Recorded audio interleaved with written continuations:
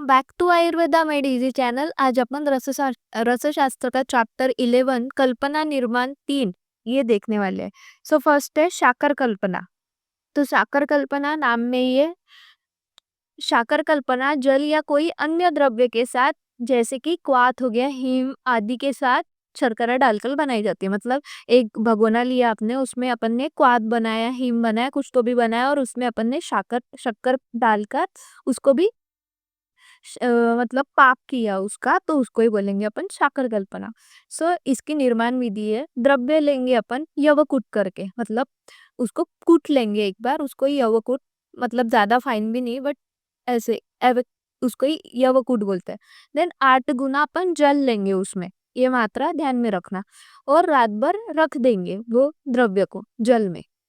Then सुबह क्या करेंगे अपन, उसका अगले दिन पाक करेंगे. मतलब इसका अपन ने पाक किया तो क्वाथ बन गया, और फिर उसको पाक करने के बाद उसमें अपन चीनी डालेंगे, और 1/8 जब तक शेष रह जाए तब 1/8 नहीं, पहले अपन ने ये किया, मतलब पाक किया, उसके बाद उसको 1/8 रहने के बाद उसको छान लिया, और फिर उसमें अपन ने चीनी डाली और पुनः पाक किया, तो उसको ही अपन बोलेंगे शाकर कल्पना.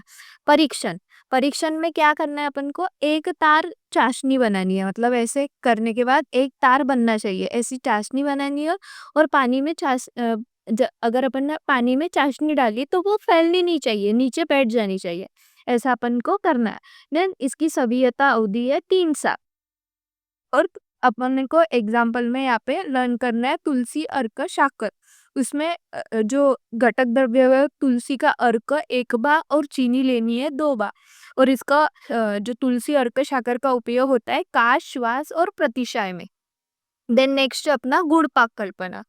गुड़ पाक भी अवलेय कल्पना की भांति है. देन गुड़ को आवश्यकता अनुसार क्वाथ और जल में मिलाकर गुड़पाक लक्षण आने तक पाक करते हैं, वही ऊपर में जैसे देखा था अपन ने वैसे.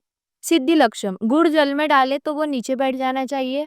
पाक लक्षण आने पर गुड़ दरवी पर चिप लिपटता है और तार बनने लगता है. दरवी मतलब जो चम्मच होती है अपनी, उसको उस वैसे ही कुछ तो भी लोहे का रहता है ऐसे गोल, और ऐसे उसको डंडी लगी रहती है, उसको ही दरवी बोलते हैं. सो पाक लक्षण आने पर गुड़ दरवी पर लिपटता है और तार बनने लगता है, ऐसे बताया. और पाक हो जाने के बाद 2 अंगुली के बीच में अगर अपन ऐसे दबाएंगे तो वो जो अपने हाथों की अंगुली के जो निशान रहेंगे वो उसमें दिखना चाहिए.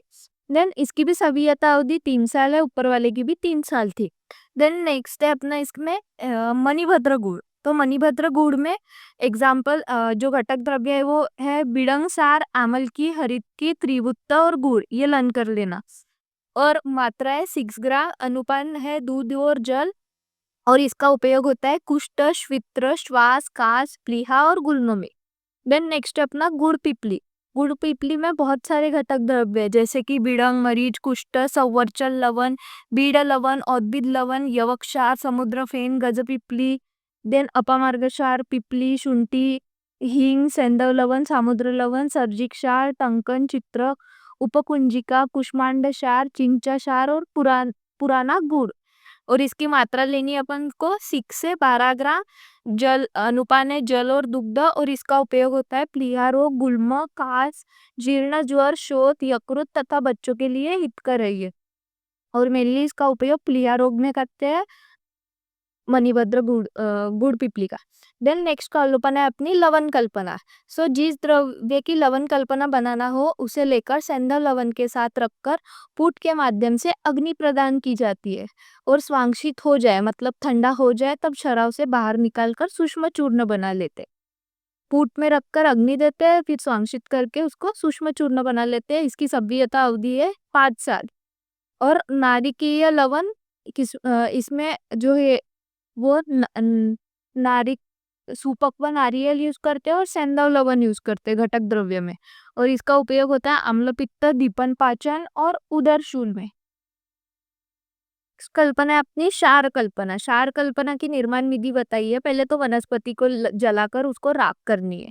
फिर शारंगधर जी ने 4 गुना बताया, और सुश्रुत जी ने 6 गुना पानी में राख को 24 आवर्स के लिए भिगाते हैं, और जो सुपर नेटन होता है वो दूसरे बर्तन में निकालते हैं, और उसको फिर उसको फिल्ट्रेट करते सुपरनाइट्रन को, और वो फिल्ट्रेट को निकालते, और फिर वो जो फिल्ट्रेट रहता है उसमें से अग्नि का जलीयांश इवापोरेट कर देते हैं, तो वो पंकवत क्षार मतलब कीचड़ जैसी कंसिस्टेंसी का क्षार होता है। देन उसको धूप में सुखाते हैं तो श्वेत वर्ण का क्षार मिलता है।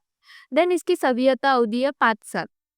कदली क्षार, कदली क्षार के घटक द्रव्य कदली भस्म और जल, और इसकी मात्रा है 125 मिलीग्राम। अनुपान है जल, और उपयोग होता है गुल्म, प्लीहोदर, जीर्णज्वर और शौफ में। देन नेक्स्ट है अपना चिंचा क्षार। चिंचा क्षार, इसमें घटक द्रव्य चिंचा भस्म 1 भाग और जल है 4 भाग। देन इसका यूज होता है मूत्रकृच्छ, अश्मरी, अग्निमान्य, गुल्म और शूल।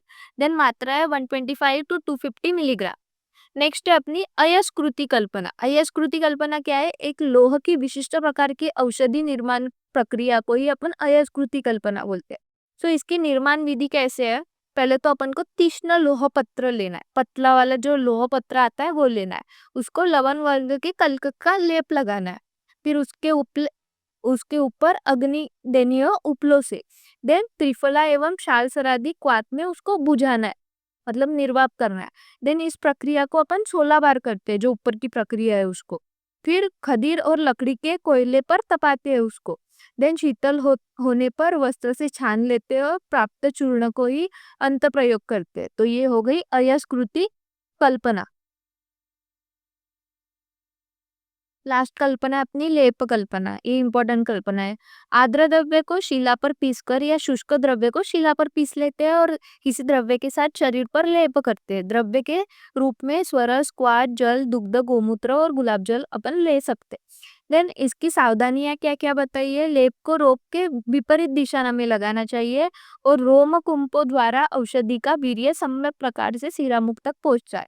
मतलब जिस दिशा में रोग हुआ है उसके विपरीत दिशा में उसको लगाना है, ताकि वो सिरामुख से, रोम कुंभों से सिरामुख तक पहुंच सके। देन बासी लेप नहीं लगाना चाहिए। लेप सूखने के बाद उस पर डबल लेप भी नहीं करना है, रात्रि में लेप नहीं लगाना है, और लेप में स्नेह का प्रयोग करना हो तो वातज रोगों में कल का 1/4 लेना चाहिए, पित्तज रोगों में 1/6 और कफज रोगों में 1/8। देन सवियता अवधि है 2 साल। अब एग्जाम्पल में है अवल गुल अवगुल गुजादी ले, और इसमें है मतलब अवगुजा मतलब बाकुची होता है। बाकुची की बीज, हड़ताल पत्र और गोमूत्र, इसका उपयोग कहाँ होगा? श्वित्र या फिर वर्ण विकृति में।